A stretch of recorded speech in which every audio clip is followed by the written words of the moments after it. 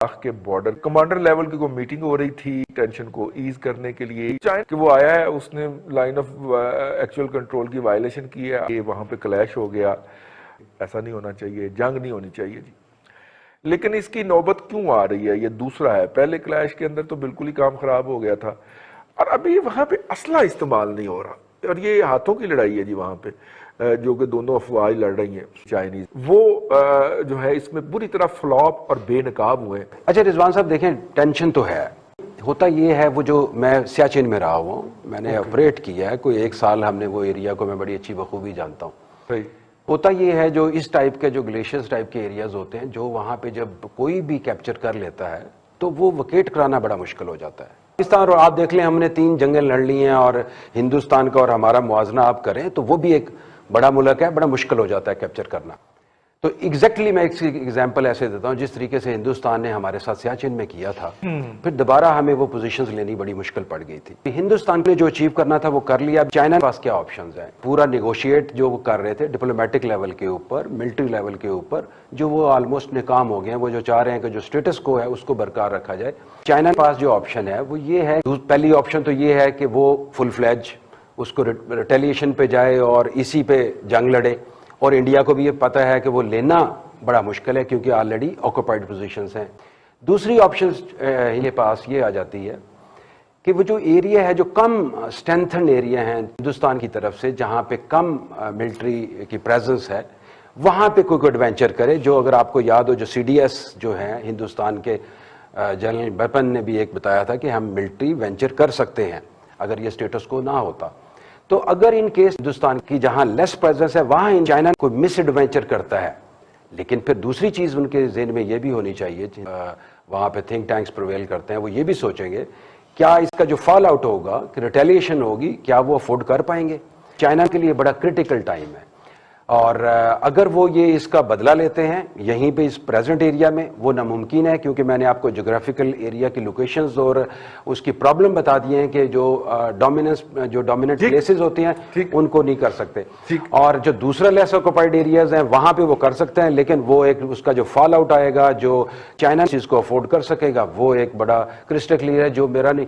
अच्छा होगा क्या, अभी देखें मेरे ख्याल के अंदर ये ऐसा ही चलता रहेगा, छोटी मोटी टेंशन हैं टेक्टिकल लेवल के ऊपर, ये चीज चलती रह जाएगी, दोनों मुल्क अफोर्ड नहीं कर सकते। वैसे अपना चाइना के उनको फेस सेविंग भी चाहिए, पब्लिक जो है, एक उनकी पब्लिक और एक उनका मीडिया, वो उनको वो कंपनसेट करने के लिए, बताने के लिए कि हम कुछ करने जा रहे हैं, हम टॉलरेट नहीं करेंगे। इस तरीके से मोदी साहब की पर्सनैलिटी है, वो कुछ भी हो सकता है, लेकिन इस लेवल पे वो नहीं जाएंगे कि वो जंग पूरी फुल फ्लैज हो जाए। ठीक है, तो चाइना की ये भी तो कोशिश हो सकती है ना कि मैं मैक्सिमम स्पेस गेन कर लूं, कि उसके बाद अगर मुज़ाकरात हों भी ड्यूरिंग स्नोफॉल, और दोनों साइडें अपनी अपनी पोजीशन पे दबक के बैठी हों, तो उस वक्त जो है वो मैं अपर हैंड पे मुज़ाकरात की टेबल पे जाऊं।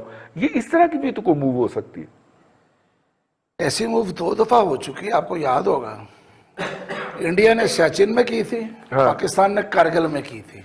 ठीक है, पाकिस्तान सियाचिन से अपनी जगह वापस नहीं ले सका, लेकिन अनफॉर्चुनेटली हमें शदीद नुकसान के बाद कारगिल खाली करना पड़ा। हम वहां से वापस आ गए और हमने वो चीजें, वो जगह छोड़ दी जहां से इंडिया का हमने राब्ता सियाचिन के साथ बिल्कुल अपने सामने रखा हुआ था, और जब चाहे मर्जी किसी को रोक लेते आप, ऊपर कोई नहीं जा सकता। प्रॉपर प्लान, अब तो ये साबित हो गया ना कि हमने जो कुछ किया था वो भी हमने अपने किया, अपने प्लानिंग के साथ ही था। नहीं बात नहीं, सप्लाई फिर आप सिक्योर करते हैं ना। पहले इंडिया ने हेलीज के जरिए सप्लाई सिक्योर की ना सर। नहीं, हेलीज के जरिए तो आप कभी भी कर सकते हैं, आप भी तो सियाचिन में क्या हो रहा है होते थे भाई। देखिए सियाचिन के साथ उन्होंने वो ऐसी तरह पहुंचे थे जब बर्फबारी थी, और पाकिस्तान को सरप्राइज मिला था जब ऊपर वो पहुंच चुके थे। चाचू हम तो नीचे रह गए। चाचू चंद एरोनॉटिकल माइल के ऊपर सकर्दू मौजूद था। इंडियन एयरफोर्स जब वहां पे आके MiG-29 मार रही थी, तो हम क्यों नहीं अपने F-16 मार सके वहां पे? मेरा ख्याल है कि अगर आपको याद हो कि जब कारगिल हुआ है, तो उस दिन अगर आपको वो तकरीर याद हो शहबाज शरीफ साहब की, जो उन्हें लाहौर रेलवे स्टेशन पे फरमाई थी, आप और हम सारे कंटेनर के ऊपर बैठे हुए थे, सामने कंटेनर पे शहबाज साहब थे, और उन्होंने नारा लगाया था, और हमने भारत का एक तैयारा गिरा दिया कारगिल में। मेरा ख्याल है वो भूला नहीं होगा कोई। नहीं तो लेकिन उन्होंने वो भी फरमाया तकरीबन जंग का स्टार्ट हो चुका था। छोड़ें ये इस बहस को। लेकिन इंडिया ने भी अब वहां तक अपना ग्रिप तो कर ली है, तो वो इतनी आसानी से वापस नहीं जाएगा। बिल्कुल ठीक है। वो पाकिस्तान नहीं अब जो मुझे पता कारगिल चला खाली है कर इंडियन सबसे ज्यादा गालियां हमारे गेस्टों में से जिसको देते हैं वो चाचू हैं। कोई बात नहीं, मैं पाकिस्तानी हूं, मुझे उनकी गालियां खा के खुशी होती है, कोई फर्क नहीं पड़ता।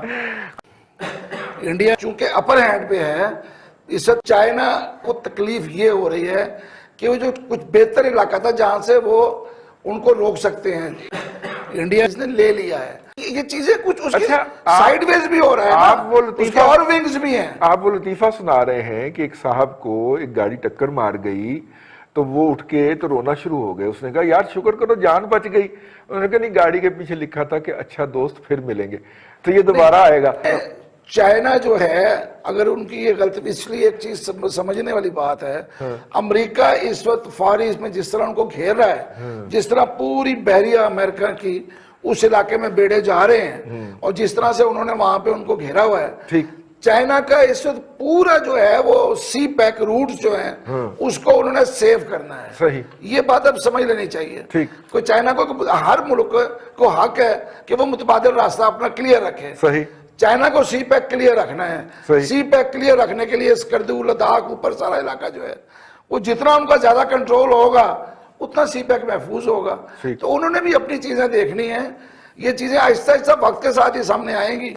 अभी तो लगता है कि पता नहीं कुछ ये कोई फैसिनेटेड चीजें हैं, लेकिन नजर आ रहा है कि सब जुड़ा हुआ है आपस में, पूरा इलाका, पाकिस्तान, इंडिया, चाइना, ये ऊपर से तो आप नक्शे में देखें तो बिल्कुल करीब है सारा कुछ। भट्टी साहब ना को ये उसको पंगा लेना बहुत भारी पड़ गया। उनका ख्याल ये था कि हम रूटीन में जाएंगे, 2-4 गोले वो हाथ पर ला मारेंगे, इंडिया अगर दबक के पीछे हो जाएगा। इंडिया अगर ना देखें जी सुपर पावर है, ये 3 महीने से स्टैंड ऑफ जारी है। 3 महीने से उन्हें पता है जी कि इंडिया अगर ना जो है वो हमें थप्पड़ मार मार के मार देगा, तो जरूरत क्या पंगा लेने की, मतलब उड़ना नहीं आता तो क्यों उड़ते हैं।